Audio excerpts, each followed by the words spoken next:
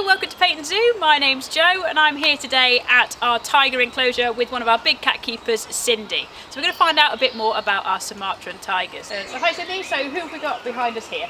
So the one closest to us is Carrie, and the one at the back towards the fence line is her sister Padme. And these guys are 2 years old and they came to us in December from Denmark, so they're still relatively new to the collection. Okay, so are we part of the breeding programme if we've got two girls? We are indeed. We can still be part of the breeding programme, and the hope is at some point in the future to swap one of our females for a boy. However, there isn't any boys at the moment. There's still a chance of those girls breeding in the future. So these guys are Sumatran tigers. How is that different from other kinds of tigers? These are the smallest of the subspecies of tiger. The other differences with them is their stripes. These guys will have a thicker stripe on them, and obviously where they're found in the wild it has also got the difference. They're from a small little island in Sumatra, and they are one of the most endangered subspecies. So you say these are critically endangered, so how many of them actually are there left then? There at the moment is fewer than 400 of these guys left in Indonesia. Okay, so what's the biggest threats then? Why are they so critically endangered? Unfortunately at the moment it is man, and the two main things are things like logging. There's also palm oil plantations. There's a big difference between sustainable and unsustainable palm oil. It is a lot of unsustainable palm oil, which means they fell a big area, so they're removing that habitat for the tigers and for their prey items as well. And then they're putting in the plantation, and then when that plantation's leaked all of those nutrients out of the soil, instead of putting those nutrients back and starting again, they move to a different location. So because of that, there's a bigger spread of area that's being removed from their habitat. Right, so also if they're removing the area, I assume that means it's pushing them closer towards people as well. So you might end up with a tiger in your back garden. Is that causing issues as well?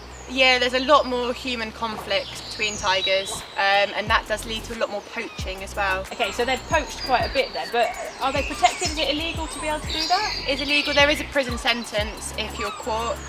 Unfortunately, because they do live in parts of the world whereby money is more scarce, sometimes the rewards outweigh the prison sentence, and so that is something that the rangers and the reserves are fighting against. But there is a lot of protection and the numbers are slowly increasing, so it's not doom and gloom, it's just a struggle that we are luckily essentially winning.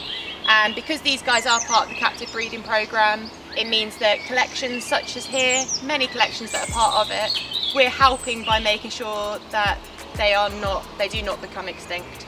We're keeping those numbers. Hopefully one day in the future we'll be at a point where we can reintroduce big cats to the wild. It's not commonly done because the problem is you wouldn't want to reintroduce an animal to an area where the problems are still there. But it gives us the availability that one day we can. Yeah, so is there more in captivity than there is in the wild, I assume?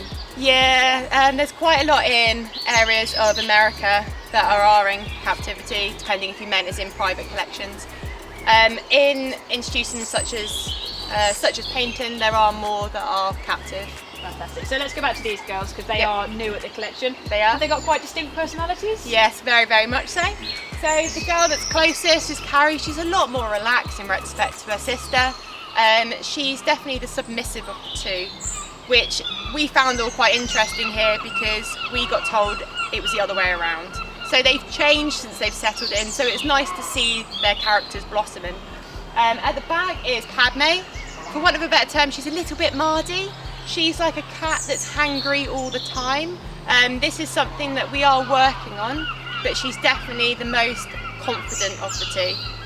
Carrie, bless her, spends a lot of time in tiger talk apologising, spending a lot of time being very submissive and doing a noise called chuffing, which I'd love to be able to do, but it's kind of like a push of air out of your nose and your mouth, and it's a very nice greeting with tigers.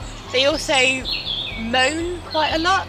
I don't really know how else to describe it. They don't roar as much as lions do, but they make like a I don't know, a moaning noise, and that is also a greeting. We find with these two, if we separate them off of food, because I've kind of said about their characters. Yeah. Unfortunately, that does have a bit of an issue with feeding. So we feed them a variation of food. Some food we can feed them together, such as chickens and rabbits. If they are on a bone feed, Yeah. that's one of their favourite feeds in the world, so we separate them. Right. We're very lucky here that we've got the off-show paddock and we've also got we've got the on-show paddock and we've also got an off-show paddock. So we've got the availability to separate them. And we find, this leads back to the chuffing, I promise, we find that once they finish their food, they spend a lot of time on each of the mesh doors, moaning at each other, doing nice vocalisations. And I like that because it proves that they like to be together. Because one thing that we haven't mentioned is these guys are solitary. So if you go to a collection and you see one tiger, don't be upset by the fact there's only one. We've got two here because we're very lucky because we've got two young sisters. Yeah. But at some point we will have to move one of the sisters on, A, to be part of the breeding programme, and because there's no guarantee they'll get on forever because they're not built that way. One of the main differences between the tigers and the lions is lions have a pride, tigers come together for breeding, for mating, for cubbing, but that's pretty much it.